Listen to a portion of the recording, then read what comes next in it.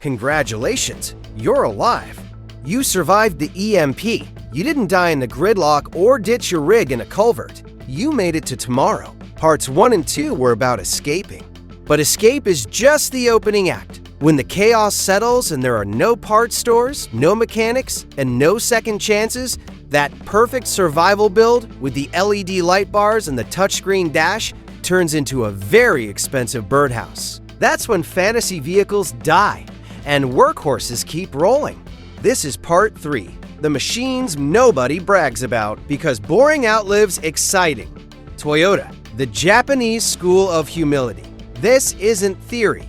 It's what people who've kept the same rigs alive for decades actually said. Toyotas dominate war zones in third world countries because they're engineered for indifference. They don't care if you love them, they just work. Not the plastic jewelry sitting in showrooms today, but legends. V80.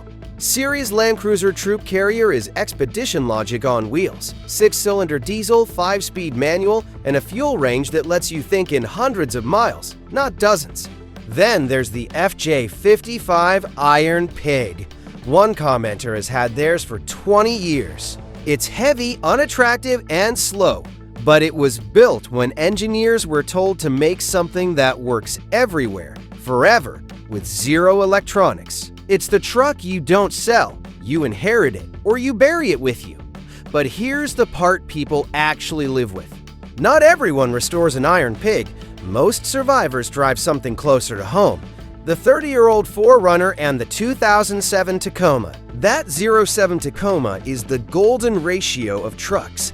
You get working AC and a heater, but none of the modern sensor tantrums that leave you stranded over a software glitch. Survival isn't about having the best. The simplest rig in the world is priceless if you can sustain it with wire and willpower. Flash breaks, what you know, survives. In America, that logic looks different. American Ion, engines as philosophy. Jeep is about one thing, ubiquity. When the world ends, the most valuable vehicle is the most common one. Because common means parts. Before the armor, before the builds, the stock Cherokee XJ mattered for one simple reason. They made millions of them. Your extended warranty is every driveway and junkyard in the country. That's why so many of you voted for it.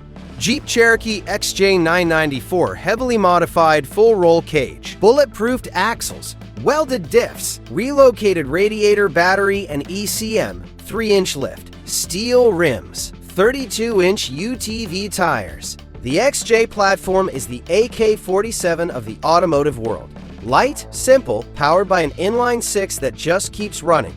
But the real advantage isn't toughness, it's volume. In a collapse, survivability isn't defined by horsepower, it's defined by how many donor vehicles are nearby. The showroom model breaks once, the XJ gets rebuilt.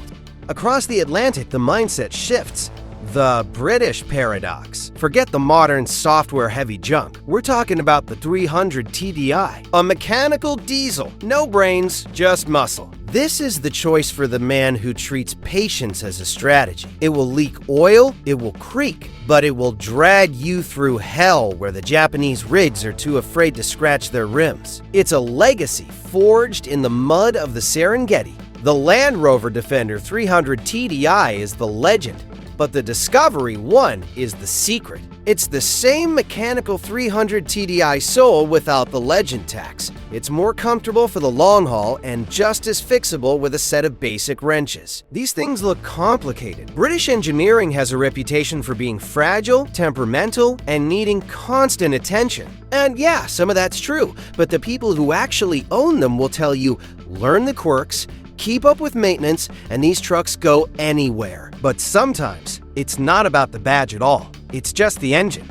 The Unkillable Hearts. Ford 300 with a 4.9-liter inline-6 is an engine that outlives your plans. No computers, no sensors, just iron, fuel, and compression. It doesn't care about conditions, maintenance schedules, or your excuses.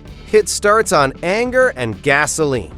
The Dodge W250 with a 12-valve Cummins, pure mechanical diesel. It's a beast, but it's loud and heavy. This isn't a bug-out rig.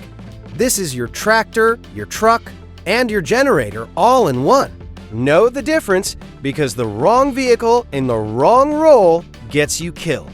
The final act, underdogs and outliers. Then there are the forgotten workhorses, the Isuzu Trooper or the rusted farm pickups. The rigs nobody brags about, but they're still here, outlasting the shiny stuff because they were built for the job, not the brochure. The anti-example bonus, M35A2 Deuce and a Half. It was designed to operate with a supply chain. You won't have one. Many of you dream of military surplus. The M35A2, the multi-fuel monster. Yes, it's cool. Yes, it will drive through a brick wall. But remember, the goal is for the machine and you to survive together. It's a legend, but in a real collapse, this truck is a dinner bell. It's slow, it's loud, and it announces to everyone within 3 miles that you have supplies. The M35A2 survives. You might not. And my favorite, wild card, biological rigs. Oh, I saw your comments. Forget the steel, I'm getting a horse or a mule. Okay, let's get real for a second. Sure, if you've been training for years, horses have opinions, they get sick, and they require daily care. If you don't know how to handle a 1,200-pound animal today, trying to learn during a collapse is just a death march with better marketing. Stick with the engine. If your bug-out plan is oats, good luck. I'll keep looking for a jerry can of old diesel for my Cummins. But while everyone is arguing over specs, someone is starting up a beat-to-hell Renault 4 or a rusted Citroen 2CV. And they're just leaving. Not because it's the best rig, but because it's enough. The guy with the garage queen is walking. The guy with the workhorse? He's already gone. Down the road, living in the world you're still dreaming about. We're done here. 3 videos, dozens of machines. One conclusion, fast gets you out, ugly keeps you alive. Drop a comment below. Has your mind changed? What are you betting your life on now? Speed, EMP resistance, or boring eternal reliability? Let's hear it. And welcome to the squad.